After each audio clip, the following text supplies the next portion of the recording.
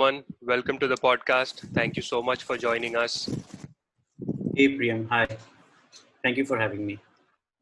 My pleasure. I hope you are doing well. I hear that you are in Gujarat and things are not looking that good in Gujarat. So, from one COVID warrior to another being in Maharashtra, I hope you are doing well. Right, so personally we are keeping well. The family is good.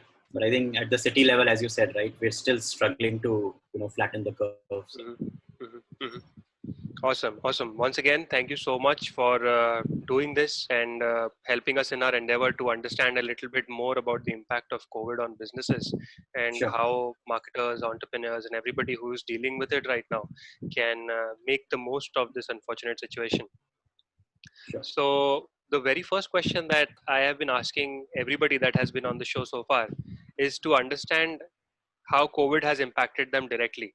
So, do tell us a little bit, Naman, about COVID's impact on you as a professional, your business, and of course, the entire industry in which you operate in. Okay.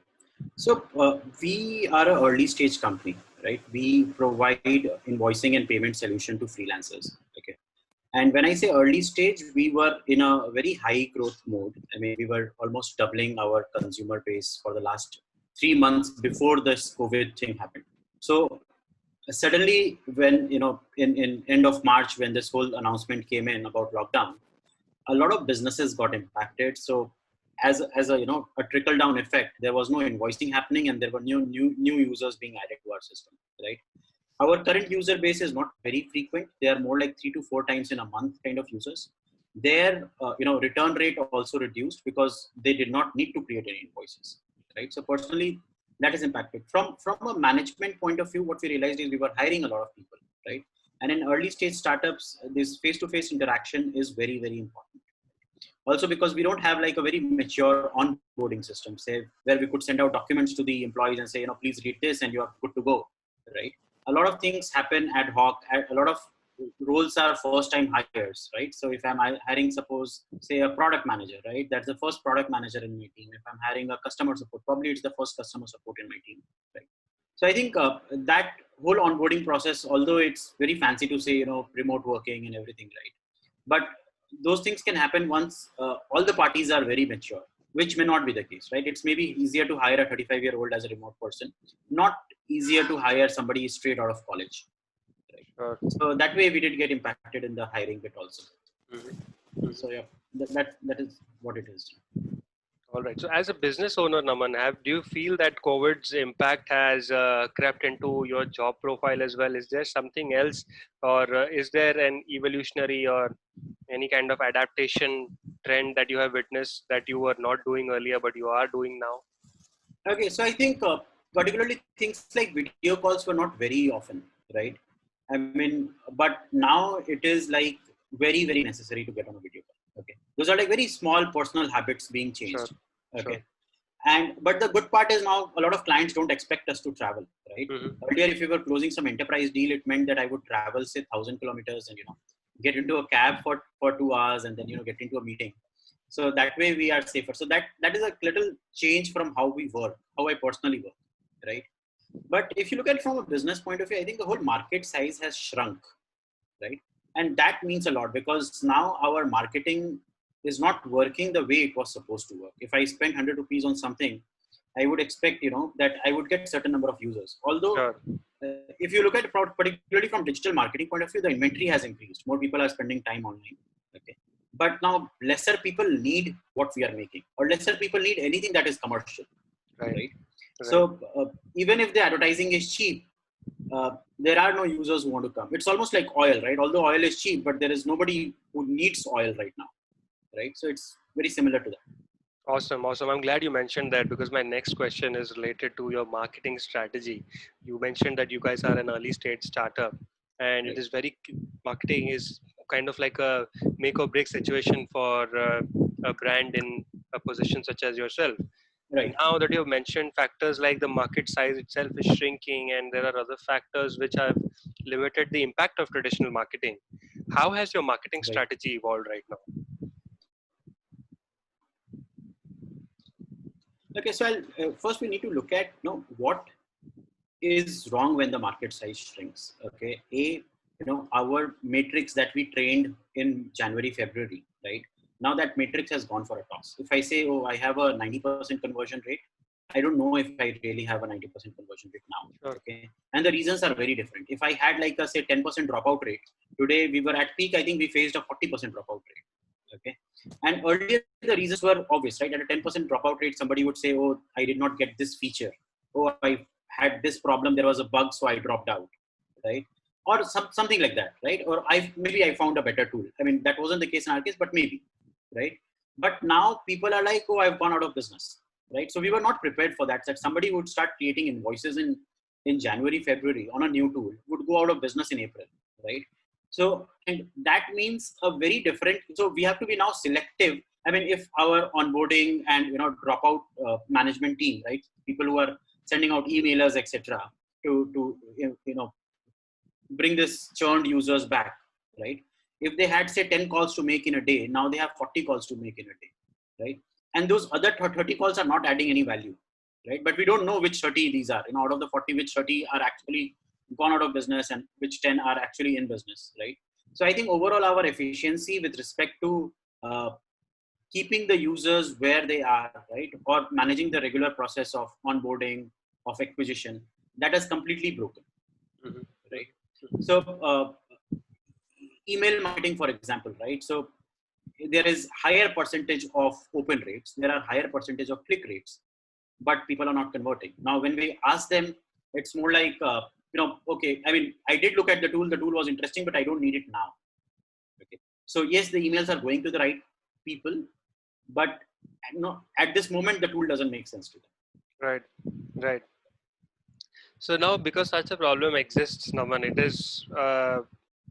is going to be a big problem for a lot of other brands to solve as well, where there probably is a lack of demand, which is seasonal in nature, or probably there is demand, but supply is an issue, or Right. maybe supply is there, but probably liquidity is an issue. So all of these problems are going to arise. Now, uh, I Right. am assuming that consumer behavior is going to basically evolve a little bit once things are better and demand supply problems are sorted sometime in the future. Right. How do you work right now to reignite demand for the future? So one important way to look at is what kind of users you're acquiring right now. Okay. Are you advertising on Facebook or are you advertising on Google? Now, difference is Facebook is more push-based marketing, right? Now, push-based marketing and a more blanket approach, which will not work right now unless you are like a gaming company, right? But if you look at utility tools, right? You're a SaaS company, it has to be more pull-based, right? So your dollars should be spent right now. You should be spending on Google rather than on Facebook because Google really has the demand. Somebody's searching for what you have, right? For future, when you look at, right, I think it's time to build all the features. Okay, if you're going to spend some money this month, spend it on your engineering team. Work on improving the product. Okay, and now that you have lesser number of users, means lesser things are breaking, and there is less firefighting happening on a day-to-day basis, right? Mm-hmm. So your engineers can be more concentrated creating long-term features, right? Also, there will be less fluff in the market, right? You might want to increase some vanity matrix. The whole vanity matrix has disappeared, right? So you can actually now concentrate on the core business and look at what will bring you revenue once the market opens. Because if the market opens and then there is no revenue, you have run out of excuses, honestly, right? And by then you'll also run out of money. Mm-hmm. So focus on something that is more revenue generating, that is more realistic. Okay. See, I'll give you another example, right? For example, grocery companies, right? They are all going good, right? They don't need to offer discounts right now. Sure. So that helps them improve their unit economics overall. Okay, but that what they also need to do is make sure that they are better than their peers right now.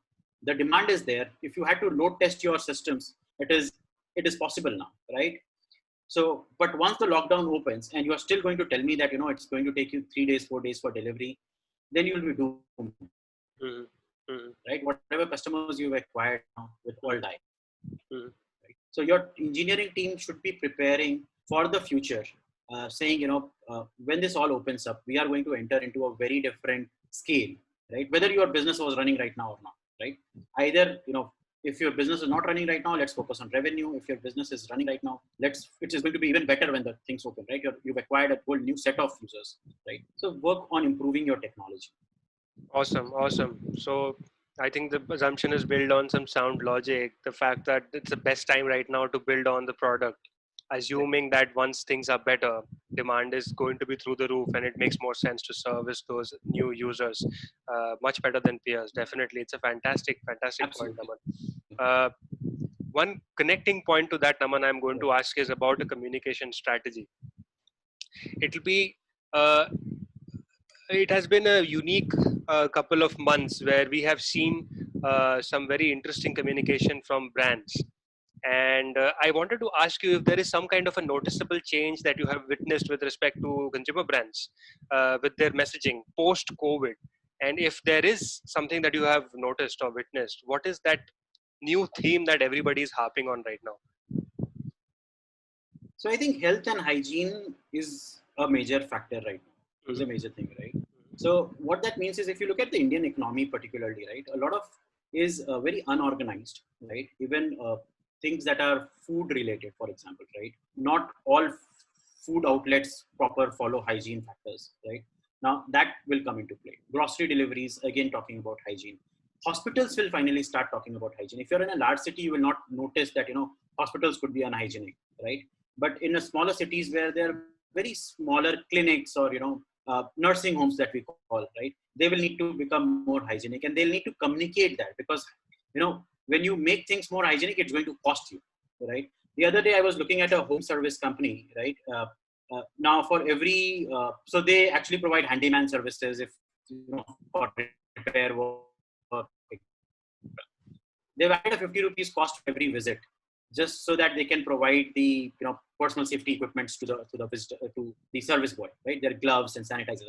So the cost is going to increase. So your unit economics is also changing from that point of view, and you have to now communicate about that cost, that this is for your better, right? If you end up increasing the cost and not communicate that, I mean, it doesn't help, right? Mm-hmm. Because it did not help you get new customers, Mm-hmm. right? So Mm-hmm. that communication around all these safety measures is important. Okay. Second, I think over the top, and people are not trying to mimic celebrities right now. Okay, that will change a little. Okay, a more feature-driven marketing will probably come into play, right? Rather than things that I keep saying, those 7 sins that I keep talking about, right? Where there is less greed-based marketing, or there is less lust-based marketing, but there is more feature-based marketing right now. People have limited money, so they want to know exactly where they are spending it. Awesome. One point that I want to add and also want to check with you, Naman, is the fact that you mentioned a couple of things about greed-based marketing going away because of the way consumers have evolved due to the pandemic, Right. and we are witnessing a lot of empathy in the messaging from brands that is out there. Everybody is trying to humanize their message a lot. We keep hearing from brands that we are in this together, stuff like that. Now, is this a theme which is here to stay, or 6 months or 12 months or 18 months down the line things are going to become uh, back to normal, back to square one? So it will come back to square one. Okay, we don't know when, and that is going to be very industry specific. Okay, I mean, if consumerism has to come in play, if the economy has to grow at the same rate, right, then we will have to come back to all our basic instincts of trying to get more for lesser, right? Trying to cut corners. That will come into play, but the the normal will be a new normal. Mm-hmm. Okay. Mm-hmm. So maybe say, very hypothetically, I don't know if a matrix could be put here, but say 10% of people were actually bothered about hygiene earlier. Now, during the pandemic, 50% will be bothered. But even after the pandemic, we'll at least see 15 to 20% being bothered about pandemic, about hygiene, right? So, and they will be willing to shell more dollars just to make sure that things are safer, right? Fair, So the new fair. normal will probably change from 10% to 20%. Okay, but whatever you're seeing during the pandemic, I think it will return to a mean level, right? This Mm-hmm. is kind of extreme. You can't always be focused on this kind of marketing, because otherwise you True, cannot drive new products home. true, true. Fair point, fair point. So while we're on that topic, what do you think is the best user engagement strategy right now for brands? Okay, so from respect to user engagement, right? If I look at digital brands, I think it should be about letting your users know about more features that you have. Okay, a lot of times when I say particularly use SaaS tools, right? Now that I'm exploring all these SaaS tools because I need more of it, I realize that this other SaaS tool that I was using, that feature is already there in my current SaaS tool. Maybe it's just about switching on a plugin or just about switching on an option, right? So if I look at from respect to user engagement, educating the user about your tool is important, right? If I look at from a consumer brand point of view, educating the user about your features. Okay, we generally see this in Amul, right? Now this brand isn't talked about. Its brand has always talked about their ingredients, right, and saying how healthy this is, Mhm. right? Mhm. So that kind of things will happen in more places, right? So Zoom, for example, now needs to talk about security. It needs to talk about how many users it can handle. It doesn't matter if some celebrity is using Zoom or not. Right now, it doesn't matter, right? So engagement with respect to educating more about my product, that will be important. Fantastic, fantastic. A lot of other folks who we have been talking to, they have all echoed the same sentiment. So definitely is one of the most crucial key themes right now, and I think it's going to extend into the near future as well. Now, if I had to prioritize with respect to my marketing and my engagement, Right. if I am a marketer who has, of course, all the problems of a marketer in times of COVID, which is reduced funds, uh, the old traditional marketing strategy being considered very tone deaf. What Right. is the what are the top three priorities for me right now with respect to my marketing and my engagement strategy? What are the three critical things I need to nail down? Okay. So with respect to marketing, I think just make your, and COVID or not, I mean, just make your marketing more efficient. Okay. Start measuring everything. Start measuring every dollar that is going out. Okay. And see if if converts into a meaningful matrix or not. Okay. Something Absolutely. like my brand had x many users reach on Facebook, or I had so many visitors on the site. Those things should matter less to you. Look at your end metrics. Start measuring every dollar with respect to your end metrics. That's the one major thing that you should be changing right Fantastic. now. Okay, more people are now starting to explore digital, but they are not digital natives, right? For people like us who started using computers say when we were 12, right? There are a lot of 40-year-olds coming online trying to explore an online tool, and this is probably their first SaaS tool that they are using. So we actually have customers who call up and they don't know how to use our tool. Okay, but they've been using an invoicing system. Somebody in their office has been using an invoicing system, but now they need to use it, right? So again, my point to about user education: stop assuming that your user should already know about it. Stop assuming. So the other day I saw my mom. She was participating in a satsang over a Zoom call. Right now, Zoom team wouldn't imagine that a non-techie would use a Zoom, right? And she's looking for buttons that she generally looks for on a WhatsApp call, right? And she finds it very complicated, saying, "Why are there so many buttons on Zoom, right? Why?" So you now need to understand from a user's point of view. Maybe there are three different persona of user. Earlier, you were targeting only one, right? And the messaging has to be different for all three. It's now you have, because again, there are more people identifying what is happening, right? Earlier, assume, say 8 years ago, 9 years ago, if our parents logged into Facebook for the first time, we were there for them, right? We were explaining it to them how to do it. Now people are trying to explore on their own, right? If there was a new SaaS tool being adopted in a company, there would be some kid who would be super smart and who would tell you how to use it, right? If 10 people had to adopt it in a company, some intern would go around and tell everybody how to use it.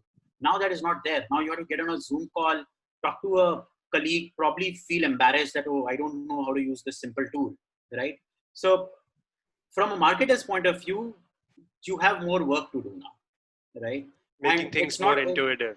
yes. So again, there are in certain tools, your market size has increased suddenly, right? A Zoom, a Slack, for example, right? A Sana, for example, your market size has increased, but the same messaging is not working. So you'll see a lot of signups and then even more dropouts. You have to work on that retention piece, and one strategy will not work for everyone. Superb, superb. I completely agree with that, especially about uh, ensuring that these tools are not counterintuitive. The fact that market size has increased, that's a great point. Which brings me to one of the last questions, Naman, for you. Uh, of course, previously we had seen these hyper-funded companies using the massive bank strength to use acquisition as a growth strategy, which is fair. Uh, Now it's going to be a little bit difficult because the market situation isn't the best right now, and liquidity is drying up, and people are becoming very cautious about spending money. Discretionary spends are dipping, and we don't really know what kind of an economic revival timeline we are in for. So during this time, the focus slowly shifts back to retention. Right. Theoretically, how important do you think user retention is now, and of course going forward in 2020 and beyond? And of course, what can a brand do which will ensure that their users keep them in back of their mind, and of course continue to use them now or in the future? Okay, so user retention should always be the key, right? If you've been acquiring users but you've not been able to retain them, it means there is some kind of mismatch with respect to your marketing communication and what your product actually delivers. Okay, assuming if I'm a e-commerce company, right, I could acquire more users giving discounts. Okay, and when I was giving those discounts, the user could wait for say a week to get something delivered, right? Now when only essentials are required and only essentials can be ordered, right, even if you give discount and you can't deliver the stuff because your infra is broken, right, or your infra is not meant to handle such a scale, right, so your whatever marketing dollars you are spending, that will not make sense, right? Now again, with respect to retention also, you know when I came to you, did you offer me what you promised? Okay. That is the core idea. If that is being done, right, your retention will happen. Okay. Now on the second level, what we should be focusing on, are we communicating the right thing? Okay, maybe the grocery will not be delivered for the next 3 days. Can I communicate that correctly? Right? Can I, again, the engagement is also about keeping the user informed about what the service levels are going to be, and how, and people have empathy, brands are showing empathy, even the consumers are showing empathy. So I understand if something is going to be delayed, right, but now is the time to at least communicate. Okay, True. don't leave me uninformed, right? There is already so much fear and uncertainty. Don't leave a simple thing like a 250 rupees grocery that has to be delivered and there is unpredictability with respect to that, right? True, true. And that is going to be in a lot of things where engagement is going to be about, I talked about communicating the right features, right, to the users and educating them. Now it is also about every transaction keeping the user informed, right? Over communication. Then over communicate, and that is absolutely fine. That is absolutely fine, to do it. When we say over communication, it sounds a little wrong, Negative. maybe, right? It sounds negative, but that is the right thing to do right now. Keep the user informed, so that you have lesser number of support calls coming in from the users. Now, if Sure. you're facing a downtime, inform beforehand that you're facing a downtime, right? A lot of marketers think, oh, why should we inform? Even people who didn't know will now come to know, right? But that is a better thing to do, because people have that empathy right now. Okay, maybe there's guy who's handling the server is not at office, right? So he can't be managing things at full efficiency, right? The guy who's managing the warehouse is not there, so things are now down, right? So there is empathy from both the ends. And this we see in a lot of unorganized businesses, right? Where you tend to know the business owner and you have empathy both ways, right? But when you look at a large organization, right, the whole empathy thing is lost, because now you're not talking to humans, but you're talking to systems, right? But if systems are meant to inform you correctly, without having to dig deeper, I think that works, right? And then I'm going to remember this brand as a safe brand to work with. Okay. Absolutely. Because at the back of my mind, if something is very unpredictable, right, I'm very fearful, right? If I'm order, say, food from a particular app, and there is no information for the next 1 hour, versus the other app which keeps me informed that, that even things like, the driver is going to be late by 1.5 hours. That is fine, right? I understand. But that communication has to go out, and only then I'll think that this is a safer place to work with. Absolutely. Honest communication that builds trust. And I think we are seeing a lot of that already. Fantastic, Naman. That brings me to the last question that I want to ask you today. And I have asked this question to a lot of people. I've been reading about this a lot. Do you think we are headed towards a certain work from home future? Yes. If as again, if 1% were trying work from home, probably 10% will try it now. Okay. Managers will be more, willing to give you permission to work from home. If people do not misuse that, right? In Mhm. India, particularly, we have, work from home generally means, please do not, deduct my salaries, but I'm not going to work today, right? And I'm going to be there on call couple of minutes, if you need me, right? Sure. So work from home, people will be more tolerant towards this. Okay. A lot of meetings that you had to travel probably, a couple of hours to, because that was the norm, right? If you're doing enterprise sales, somebody expects you to come to their office and, deliver a pitch or something, right? Because the champion in that company is also wants to look good when he's brought in his manager to the meeting, all that, right? People will be more empathetic towards, not showing a, flesh and blood presence. Okay. Maybe a face on a screen should be enough. Okay. Awesome. But Awesome. the younger people should understand that this is a big opportunity for them to hold their integrity very high, right? And when it means work from home, you actually work from home, right? Absolutely. Otherwise, what is going to happen is all the work from home people will be kept on contract, or they'll be kept on hourly, billing rather than a retained, salary based payments. Mm-hmm. So, but and now is the time to actually show your integrity and say, see, you don't. I'm not there physically, but still your work is being delivered, and I'm still as much dependable, right? The same thing that we expect from a brand, an employee should also be delivering. Then this whole work from home thing will work out. To travel in a Mumbai local for hours. I may not need to travel in a Bangalore traffic for hours, right? True. And we might see a lot of good happening, in society in general. Okay? Absolutely. All that, if we hold our integrity high and we don't lie to our managers, we don't lie to our clients, right? Work from home will work. Fair play. Fair play. Absolutely. I think a lot of those things we are already seeing. Changes are happening in the way people behave. Most Right. definitely. And I hope that becomes a reality because the impact it has had on society, the world, pollution has dropped, and cities are becoming decongested. So all good things are happening. Let's just hope that continues. Uh, One last question. It's a bit unrelated, but just wanted to hear your thoughts on this. What economic revival timeline do you foresee, Naman? Is it going to be 6 months from now, 18 months from now, 2 years from now? 6 months, definitely not. Okay. uh, 18 months to 2 years, and it's new industries will take birth. Some old industries will die. Okay, assuming if you were talking about carpooling, I'm not sure if carpooling will work, but definitely car ownership will go down. People will still commute, so maybe a new kind of transport will come into play. Maybe cycling will become the new norm. Okay, so there will be a new kind of economy that will take birth. If you look at the overall matrix, say GDP is the matrix, okay, or your overall consumption data, right?